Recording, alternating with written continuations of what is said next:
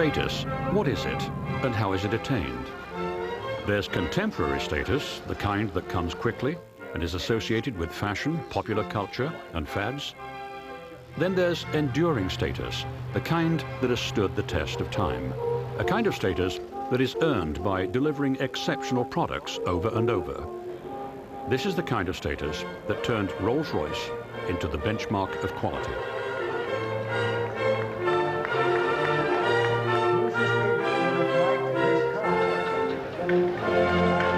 To understand how Rolls-Royce achieved this reputation, we need to go back to the beginning. At the turn of the 20th century, the automobile was strictly for the wealthy. People like Charles Rolls, a well-educated aristocrat, were bitten by the auto bug. Rolls earned a reputation as an auto racer and opened a dealership in London. Unhappy with the foreign cars he sold, he searched for a high-quality British vehicle to race and sell. One of his friends told him about such a car being built by Henry Royce. Unlike Rolls, Henry Royce wasn't born wealthy. In fact, he worked his way out of poverty. This self-taught engineer gained a reputation for building extremely reliable generators that were made to last. His company branched out and built lamps, electric motors, cranes, and even doorbells. Everything he built was acclaimed for its reliability and durability. Like Rolls, Royce was irritated by the poor quality of cars of the day. He was certain he could build something better. He worked for months developing his first car, often scrapping different components. He wanted nothing less than the best. It was ready to be tested on April 1st, 1904. This was no April Fool's joke. It was so quiet and well built that some called it perfect. A mutual friend, Henry Edmonds, told Rolls about this remarkable new car. He suggested he drive it and meet the man who'd built it. Royce said he was too busy to go to London, so a meeting was set up at the Grand Hotel in Manchester. After lunch, Rolls took the Royce car for a trial run. It wasn't a fancy car, but it was quiet and ran smoothly. He was quickly convinced that this was a car he'd be proud to put his name on. Rolls signed an exclusive deal with Royce. C.S. Rolls and Company will take all the motor cars Royce Limited can produce, and Royce will build all the cars that Rolls can sell. Soon, Royce was producing Rolls-Royce motor cars. Rolls promoted the car's reliability to his friends, but the company needed someone with a combination of flair and good business sense to make it commercially viable.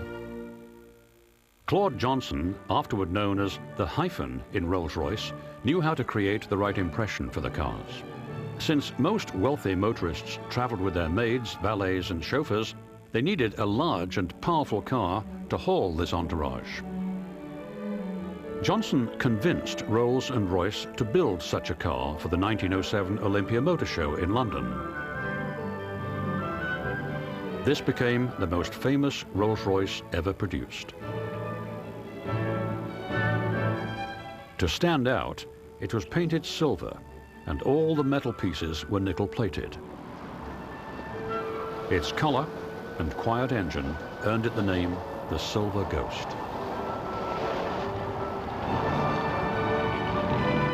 To make a splash in the press, Johnson entered the car in the Scottish Reliability Trial in June of 1907. After a grueling 2,000-mile trip, the Royal Automobile Club inspected the car and found little sign of wear. An inspired Johnson upped the stakes and staged a 15,000-mile, 4-month-long non-stop test for the Silver Ghost. This was twice as long as the then 7,000-mile record. The Royal Auto Club, the RAC, agreed to oversee this event, and the car was off. The Silver Ghost completed the 15,000-mile run, was disassembled and inspected by the RAC. A few minor parts were worn, but total repairs would cost less than $10. The results astonished the press. Orders began to pour in, and manufacturing began in earnest at Royce's little factory in Manchester. It wasn't quite mass production. Only 4 chassis a week were built. Royce didn't want to turn out anything that wasn't as near perfect as possible. Collectors such as Millard Newman believed that the Rolls-Royce Silver Ghost is one of the finest automobiles ever produced. Newman liked to take his Ghosts on cross-country trips. He often asked, what other car could perform like this 80 or 90 years after being built?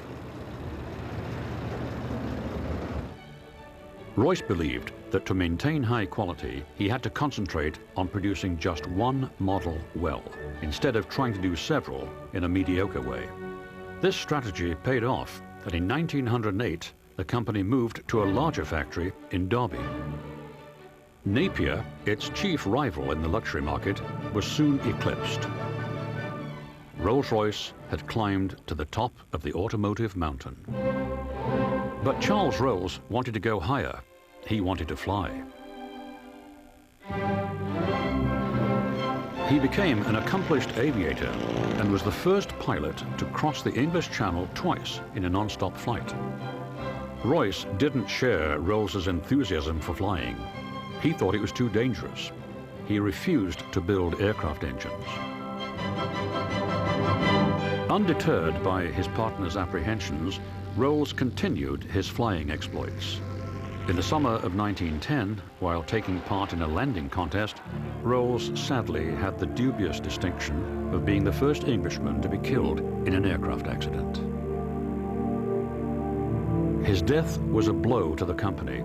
It hardened Royce's feelings about aviation. That same year, the company asked Claude Johnson to combat the spread of inappropriate hood ornaments.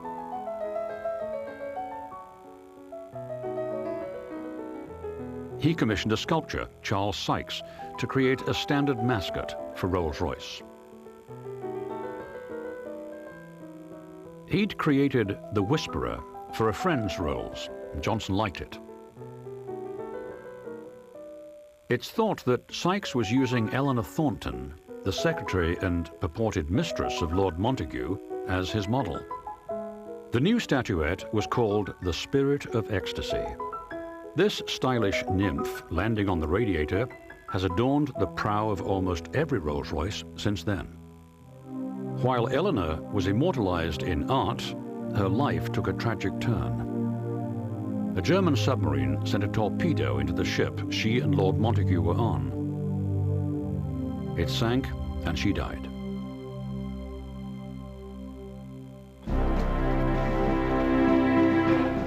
As the world careened into the First World War, it became clear to Royce that motorized transport would play a larger combat role than ever before.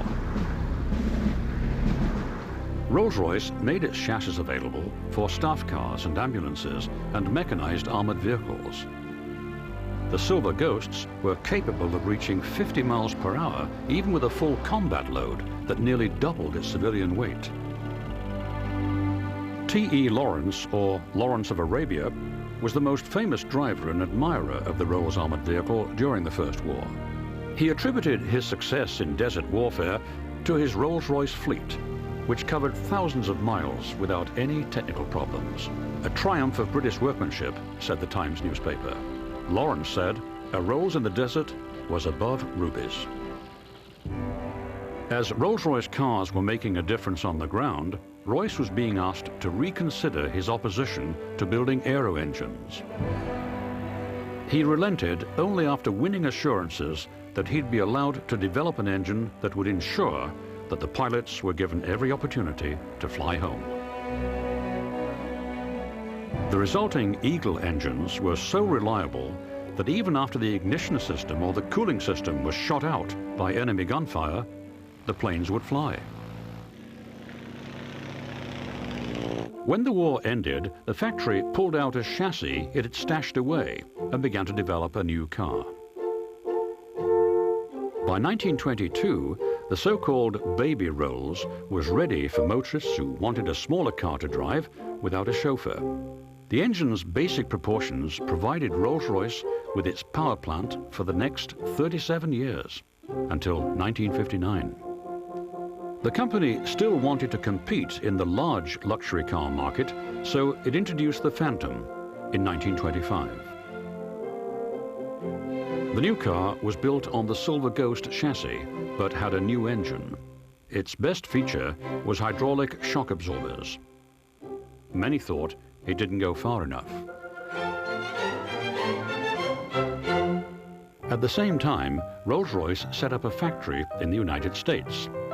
Claude Johnson thought that buyers would welcome the chance to bypass the heavy import duties and have a quicker delivery. The cars were popular with movie stars like Charlie Chaplin, Al Jolson, and Norma Shearer, and with society types. But the factory never sold more than 300 cars a year. Not enough to keep the doors open. Back home, Royce recognized that he needed to update the Phantom, and he released the Phantom II in 1929. A lower chassis and new gearbox allowed the cars to have longer hoods that created a distinctive, graceful look. These cars attracted buyers like actress Constance Bennett, who wanted stylish automobiles. Good morning, everyone. She always wanted to be ready for her close-up and took being beautiful seriously. Her Phantom II had built-in lighted vanity mirrors, complete with perfume atomizers and combs, the perfect accessories to take on your way to a movie premiere. Unfortunately, her son also liked her car. He borrowed it one night and drove it off the Santa Monica Pier. It was fished out of the ocean and put in storage. Years later, J.B. Nethercutt, the heir to the Merrill Norman Cosmetic Company, bought the car and had it restored. Today, it's one of the centerpieces to his museum's outstanding collection of beautiful cars in Sylmar, California. Royce was still interested in growing his company. In 1931, Walter Bentley's company was put into receivership. Royce slyly pounced and outbid his rival, Napier. The legendary manufacturer of racing Bentleys and sporting road cars now belonged to Rolls-Royce. By 1933, Royce had transformed a dream funded with £70 of his savings into a car company known around the world. The years of 18-hour days, sometimes longer, and the relentless pursuit of quality had worn him out. His health failed, and in April of 1933, he died. His commitment to build only the best was his legacy. It's reported that the designers and engineers would dismiss something by saying that would not do for Henry Royce. This outlook underscored the development of the company's cars and its ever-growing aviation engine business. This eventually would dominate the company. From the 1920s through the 30s, Rolls-Royce worked on developing high-powered aero engines that consistently won international speed contests. The Supermarine engine set new world speed records in the air. Miss England captured one on the water, and Malcolm Campbell's Bluebird on land. By the end of the decade, Rolls-Royce engines held speed records on land, sea, and in the air. When they weren't setting records, the company's engineers were working on introducing a new car model, the Phantom III. Released in 1936, this car had more speed, independent front suspension that gave it a smoother ride, a synchromesh transmission, and a new chassis that allowed the bodies to sit lower. Power came from a new engine which benefited from the company's aviation work. The only cars that could compete with the Phantom III were top-of-the-line Mercedes, Packards, and Cadillacs, which actually had more creature comforts. The car had some mechanical shortcomings, but there was no time to introduce fixes. By September of 1939, England and Germany were at war.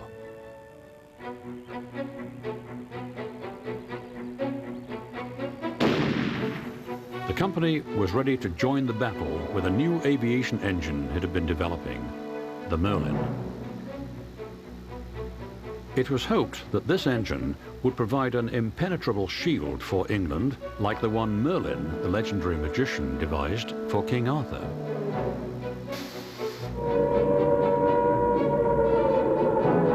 It was first put to the test in midsummer of 1940, when the German Air Force launched its assault. The Battle of Britain had begun. Hitler was confident that his Luftwaffe would quickly knock out the only obstacle to world conquest, Britain. His generals planned to first attack the Royal Air Force, the RAF, take control of the sea lanes in the Channel, and then launch an invasion. He would then combine Germany's air and sea power with a conquered RAF to launch a coordinated attack with Japan on the United States. The front line of defense was the Royal Air Force, which was outnumbered 10 to 1 in pilots and planes. One advantage they had was the powerful Merlin engines in their Spitfire and Hurricane fighters. Rolls-Royce built 2 factories to make sure enough Merlins were there, even if one factory was bombed. Men, and for the first time women, struggled to turn out Merlins to push the Luftwaffe back. In the first 4 days of combat alone, the Merlin-powered planes downed 182 German aircraft. When the enemy attacked the coastal defenses and towns, the RAF eliminated another 180 German planes. Hitler was determined not to be stalled by this high-octane aerial onslaught. He stepped up to the fight with nighttime bombing. The RAF met the challenge, and the Rolls-Royce workers kept building Merlins as fast as they could. As Royce would have decreed, these were engines that were able to return home even under the most extreme circumstances. The Battle of Britain continued from July 1940 into the autumn. Over 1,700 German planes were shot down, trying to make the British surrender.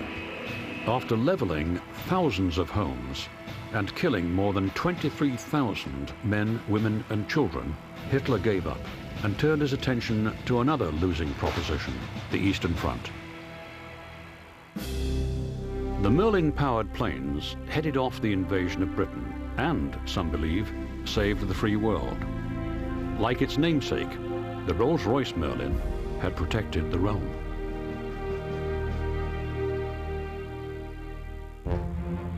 When the war ended in 1945, Rolls-Royce shifted its resources toward commercial aviation with the development of a turboprop engine, the Dart, which powered the famous Vickers-Viscount airliner.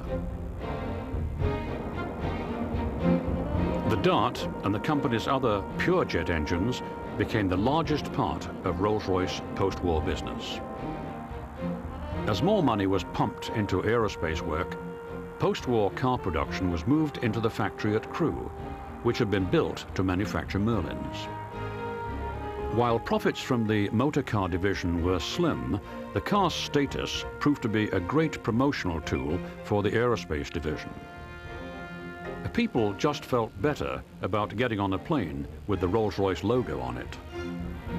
To keep this valuable mystique alive, the very costly and time-consuming handcrafting processes were always highlighted in company publicity and shown off to visitors to the factory. They'd show that wooden inlays were fabricated from carefully chosen matched veneers, then polished over and over until they gleamed. It was said Rolls-Royce spent a fortune making its wood look like plastic, while Detroit tried to make its plastic look like wood. Only perfect leather hides from ranches without barbed wire that could mark the skins were used for the upholstery, and the Spirit of Ecstasy was still hand-finished to adorn every radiator, except on the cars for export to Muslim countries. This meticulous attention to detail helped the company maintain its position as the producer of the world's most prestigious luxury cars. The Silver Clouds, Silver Spirits and Silver Spurs had cachet, but luxury models from Mercedes and even the Japanese began to woo buyers with speed, comfort, reliability and amenities that Rolls-Royce lacked. Unfortunately, the aviation business had slipped and been spun off. The car company could no longer rely on it for the massive investment needed to make it competitive with other luxury brands. It was merged with Vickers in 1980 and put on the block again in 1997. The quest to grab one of the most exalted brands in the world set off a war of intrigue among rival suitors.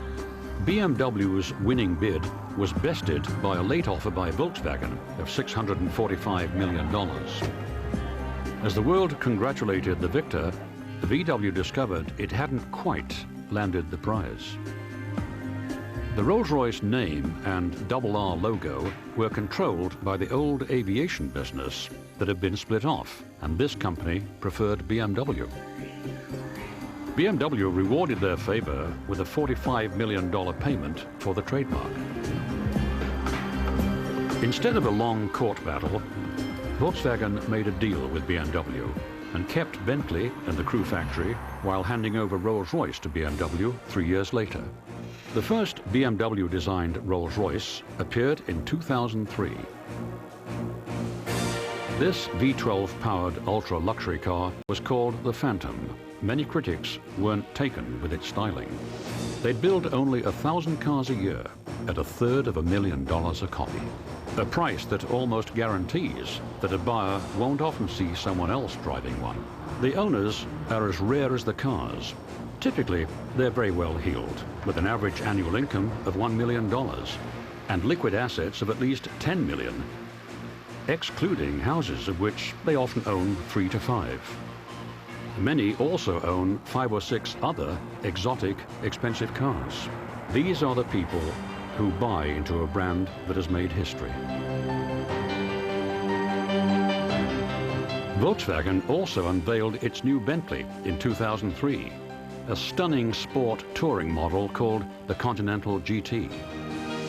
While the renewed rivalry between Rolls-Royce and Bentley will never touch most people, it's certainly fun to watch. Rolls-Royce is a magical brand that has been turning heads for 100 years. To call something the Rolls-Royce of its kind is still the highest compliment that can be paid. Will the new owners keep Merlin's magic alive and protect this symbol of quality? Time will tell.